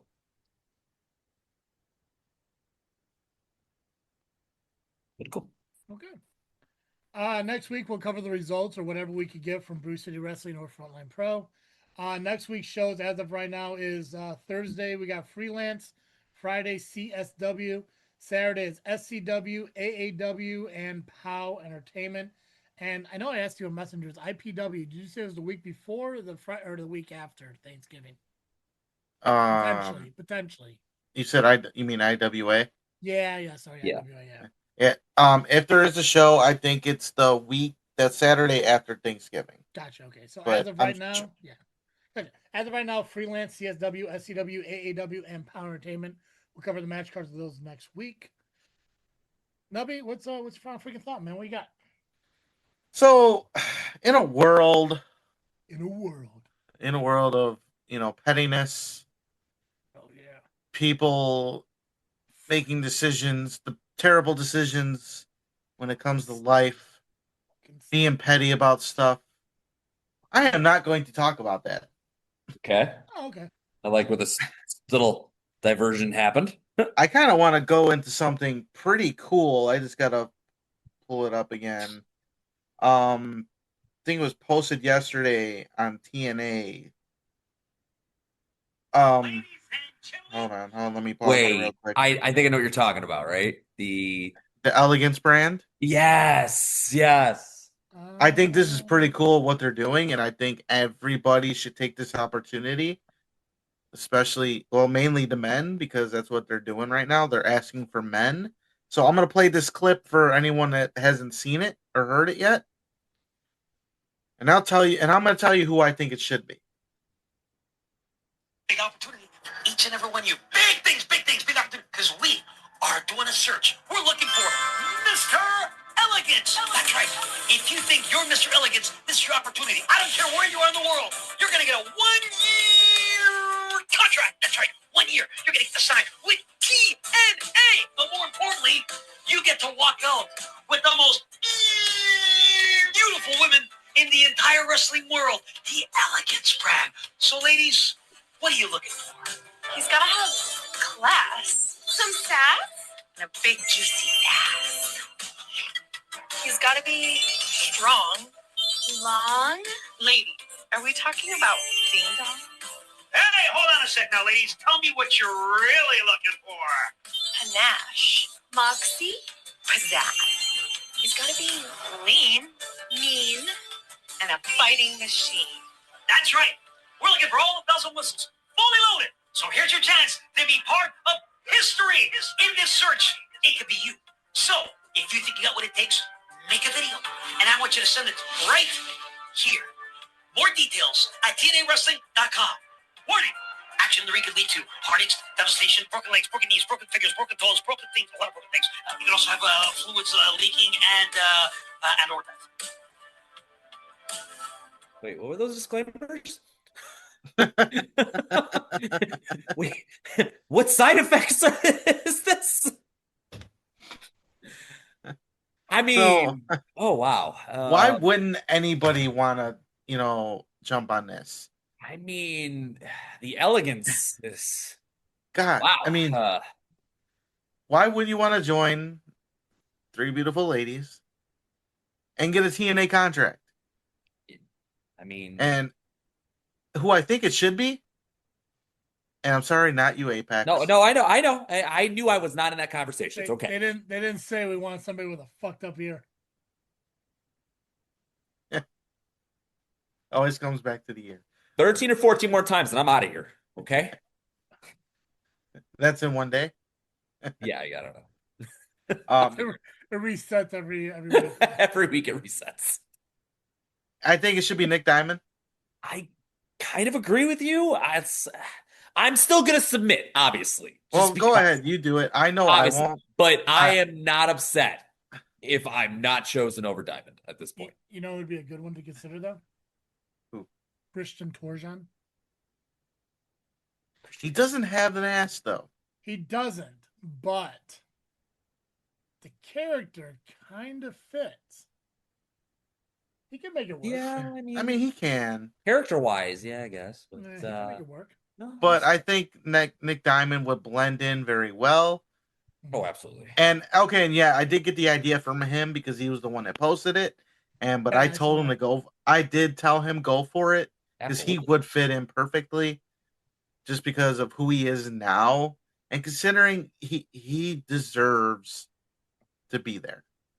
Even if he's not with that group, he should be in TNA regardless. And that's one of the things I wanted to do for this is put somebody over. I know we bitch about shit a lot, and well, it's well deserved towards those people that we bitch about. But putting somebody over is something we need to start doing a lot more. I know there used to be this thing we put somebody over on social media. I'm gonna try and do this as much as I can every week, or maybe once a month. Like I can make it a guy you want to put over to bring to the spot. Like I like that. That's actually that was a thing. That was actually a thing it was on a Tuesday. It was called Put Somebody Over Tuesday or some shit. And I think I was put over once. I think I was with a couple of referees at the time. But I think it's something we need to do, and I think everyone should do it anyway. Instead of focusing on the negative, I'm gonna bitch about something that's gonna happen. It's what I do because I just hate how things happen in wrestling. But I do like to talk about the good, and people need to put each other over more. And I'm pretty sure people think that I don't, because I do have a little bit of a jealous towards people, but it's not because it's not because they don't deserve what they have. It's because I'm not there. Yeah. I can actually admit that, unlike some people in this business. I can admit, and that's my own fault. I did it on my own. But Nick Diamond, I've watched since his Mike Balls days. Sounds so weird when you say that. Yeah. But still, he has evolved into one of the best wrestlers today. And he can only get better from here. And I want to see him do a lot more. I want to see him in TNA. I want to see him in WWE. I want him to be in a fucking game so I can play as him. That's how much potential this kid has. Absolutely. So someone out there that's listening, tell him I'm hyping him up on the podcast. I don't think he'll believe it, even though there's like literally recordings of all this and video footage of you doing this. But he's young too. Isn't he like 25, 26? Like, he's definitely young and hasn't even hit prime yet. But, that's all. But right. And he's on the right path. And I think he deserves better. And him joining this group would be fucking like entertaining as hell. And skyrocket his popularity and his abilities. I mean, and I mean, who wouldn't want to be around Dana Brooke, Heather Reckless and Maggie Lee all day? Right. That was actually a fun story with Dana Brooke. When she was with Charlotte back in the day, Tina, who was a training client of mine at the time, got us tickets to Monday Night Raw. Goldberg was champion, so it was the closest I've ever been to seeing him.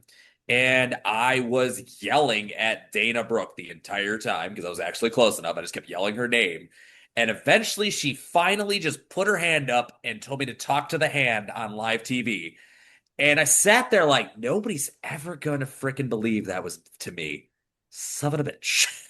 So, but I think there is a Snapchat recorded of me and Tina, and she telling everybody that she told me to talk to the hand. So I had a huge crush on Dana at that time. That was when she's still in her bodybuilding phase. Shout out to Tina. Hope she's doing well. I do hope she's doing well. She needs to get out there. If she's listening to this, she needs to get out there and watch me and Turtle. Well, I'm going to say then, fuck you. But we still love her. But yeah, she definitely needs to get out. You and me are on a lot of the same shows. That way she gets to see both of us at the same time. Yeah. So, but yeah, anybody listening, go to TNA Wrestling for more information on that. Cool. Dudes, don't miss this opportunity. And even if you don't, it's going to be out there. Like, they're going to see your video. It's going to be there. They're not going to just toss it in the trash. Maybe you just didn't fit for that, but maybe you'll fit for something else. This stuff gets filed away. You got to make sure to at least submit. You never know. Take the opportunity. I think like 10 years ago, I applied to NXT. You know what they say? If you don't submit, you must quit. I mean, part of me wants to, just to see if what would happen if I did join them. That would be fucking hilarious, considering it's me. But Turtle disappears, doesn't tell us anything, and then next we're watching TNA, and you hear Shell Shock come on. Like, wait a minute. Shell by Elegance. What I will say, if I had to be completely honest, as great would it be for an indie guy to do it, I don't see it going to anyone who hasn't been on TV before, like a Tyler Breeze or a Fandango. Oh God, I forgot about him. Yeah, Prince Pretty. Yeah, we can't beat that guy. I think it may end up being one of them. And the only reason I'm saying that now is because for guys like Nick Diamond or anyone else who, just because you don't get it, don't look at it like a defeat. Yeah, don't. Because that would, I know, I'm not saying Nick would, but I'm sure some people would be like, man, this is my chance. And then if they don't get it, it's like, that was my chance. It's not. I was perfect. It's just an opportunity. Mm-hmm. It's just an opportunity. And you just look for the next opportunity and stuff like that. But I mean, it's TNA. I'm sure if they get a video from a Tyler Breeze or a Fandango, then if they look at it like, fucking maybe, right? But I do agree with you. Nick Diamond would be great for it. It just kind of depends on what his gimmick does. You know, does he go the more Karen route of it? That's my final thought. What about you, Apex? What you got? I got nothing this week. I want to keep the positivity things going, and I just didn't have anything positive this week. So outside of I love wrestling and love wrestling. So I mean, you're nothing positive. You fucking wrestled on yeah, that was great. I wrestled a friend. That was it. That was the positive. We already talked about that. You reconciled some shit that you talked about a couple of weeks ago. Yes. Oh, yes. There was some reconciliation. I don't want to bring that out in the public though, unfortunately. Well, no, I'm just saying. Yeah, there was some shit that happened a couple weeks ago. It was reconciled on Saturday, and I guess that is a positive thing, and we'll see where it transpires from there. Cool. The only thing I have is a non-wrestling related thing, but I think it's something that people need to really acknowledge. Especially for a guy like me in the industry that I work in. I work in the petroleum industry, for those of you who don't know. Spent the majority of the last 13 years in the petroleum industry. And one thing that I bring up to everyone every single year around this time is that today, November 10th, marks the 50th anniversary of the wreckage of the Edmund Fitzgerald. And for those who don't know, it was an iron ore ship that sunk in the Lake Superior back in 1975. It was leaving Superior, Wisconsin, traveling to Detroit, Michigan, carrying iron ore. And it was traveling through Lake Superior. And for those of you who don't know what Lake Superior is, it is the largest Great Lake. Technically, it could be considered a sea, but it is a Great Lake. Actually, every single Great Lake that is not the Superior could fit in the Lake Superior. Actually, Lake Erie could fit in like 3 or 5 times over. Yeah. Certain storms that hit Lake Superior during this time of day or this time of year are hurricane quality waves.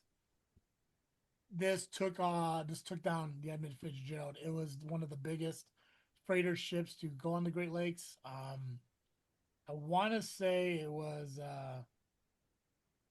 I can't remember the length of it off the top of my head right now, but it was a big ship. But anyways, 29 people went down with that ship. Not one person was recovered. For those of you who don't know about the Lake Superior, is that the water stays steady, cold all year round. So the bodies of those victims are still down there, not decayed, preserved in the wreckage.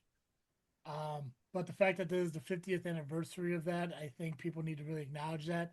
There is a documentary on YouTube that I'm going to be watching tomorrow about the Edmund Fitzgerald because I think I see the one that you're talking about because I just searched it right now to kind of see some of the details on this, and it looks like it's called Part-Time Explorer or something. Is that the one? no, this one is the I can't remember what it's called. I have to look it back up. I have it Yes. saved on my YouTube to watch it. Yeah, send it but, to me when you yeah. do that. I'm interested. Gordon Lightfoot, who passed away last year, wrote a song about the Edmund Fitzgerald. The one fun fact about the story, he wrote it the year 1976 following the wreckage, and he wrote it because nobody was recognizing this tragedy. And what he did is he collected whatever news articles he could find about it to create this song for it. So if you want the perfect adaptation of what happened, listen to The Wreck of the Edmund Fitzgerald by Gordon Lightfoot. It's an incredible song. It gives me goosebumps every time I watch it or listen to Wow. it. But because of the industry I'm in, it is, outside of obviously the explosion at the Lamont refinery that happened back in the 80s. That killed over a dozen people. 29 people lost their lives on the Edmund Fitzgerald. Even the captain, who died on his last voyage before he was to retire. My God, that's like the typical cop thing. I was 4 days from retirement. Yeah, this dude was Oh. this dude was 17 miles away from retiring. Oh my God. So, It looks like too, it's in Canadian waters at Yep. this point. So it's not even It's something. sunk in Canadian waters. And actually, because of the Edmund Fitzgerald, there's a new policy in Canada that you could actually get in prison if you take photos of dead bodies. Because, like I mentioned, the bodies at the bottom of Lake Superior. Yeah, it's only 530 feet down. I mean, it's still far, but Yeah. it's So achievable.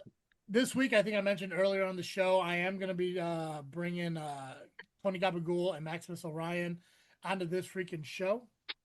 As far as I know, it's not really Maximus and Tony, but the people behind the people. We're not talking about wrestling. If you guys want to listen to that, you can do so. But me and Joe are actually going to be doing an Edmund Fitzgerald episode as well this week. So I'm going to have 2 This Freaking Show episodes out this week.